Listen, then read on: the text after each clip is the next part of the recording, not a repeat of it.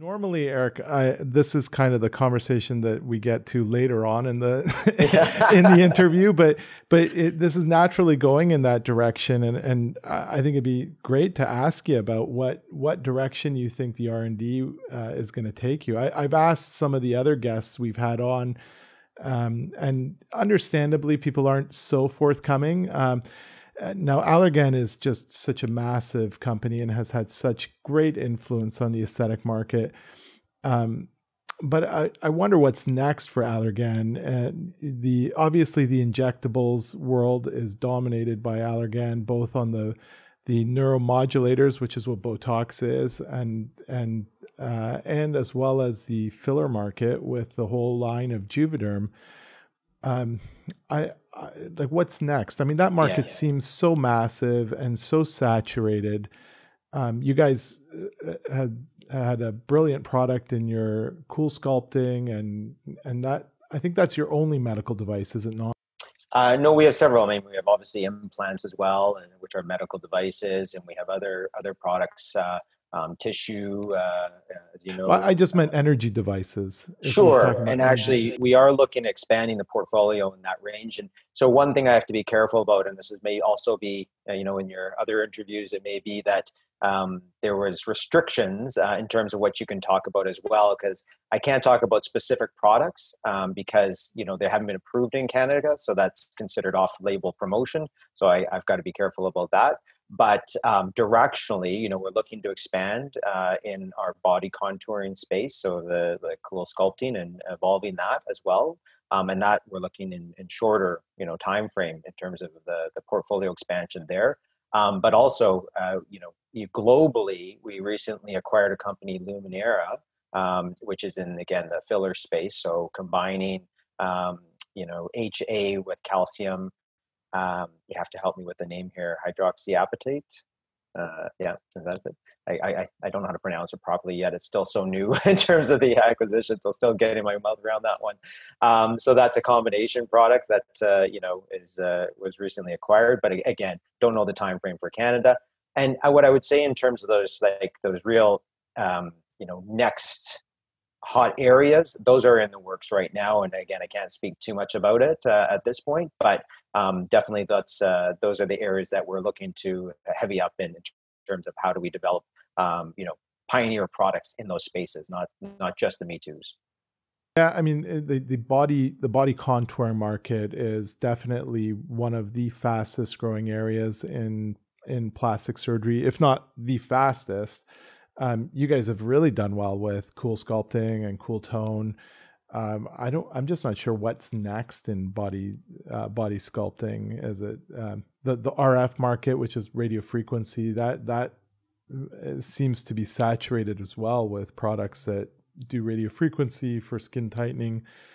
And I don't think you guys have entered that world, but um, is there much more to be explored in non-surgical body contouring?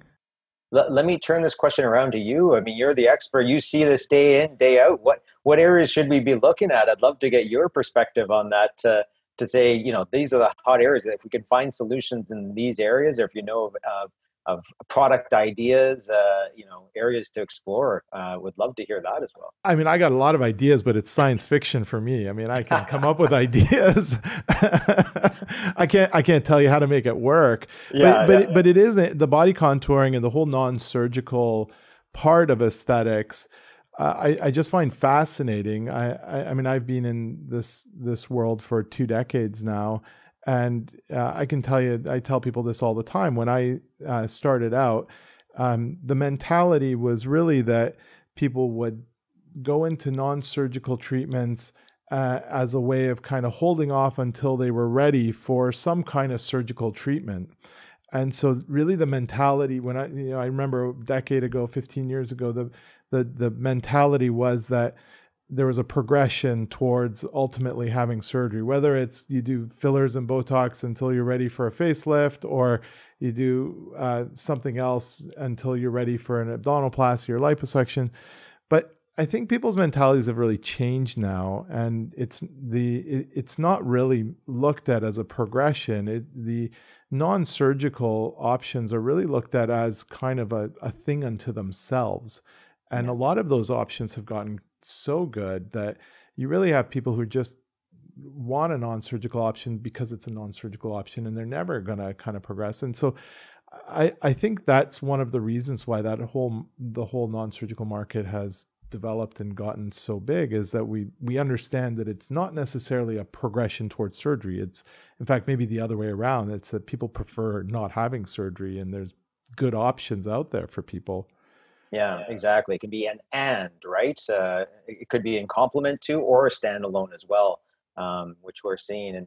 And when we look at our you know our patient segments or our customer segments in terms of the consumers, you know, we see two categories, that primary categories. If I'm taking very broad strokes, you know, there's the positive aging that you know, that are thinking about how do they, you know, not combat but enhance as they positively age.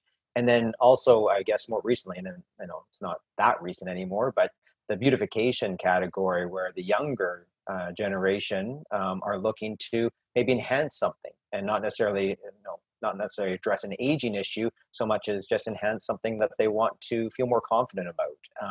So we really do see two distinct categories there in terms of the product offering.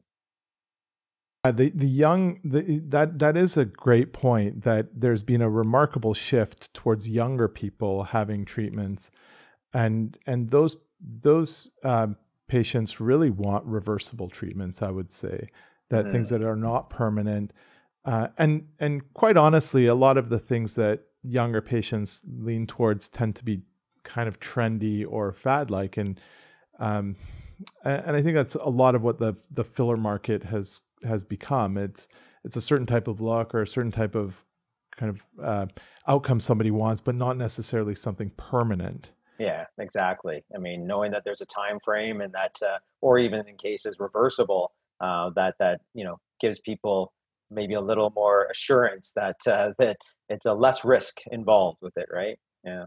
Yeah, and it's interesting to see how that's really been paralleled with the rise of social media and aesthetic surgery, That's right. and how you know, you wonder which kind of what's leading, which is the horse leading the cart? Is it the social media that's kind of leading these trends, or is it the trends that are really well suited for social media? I don't know.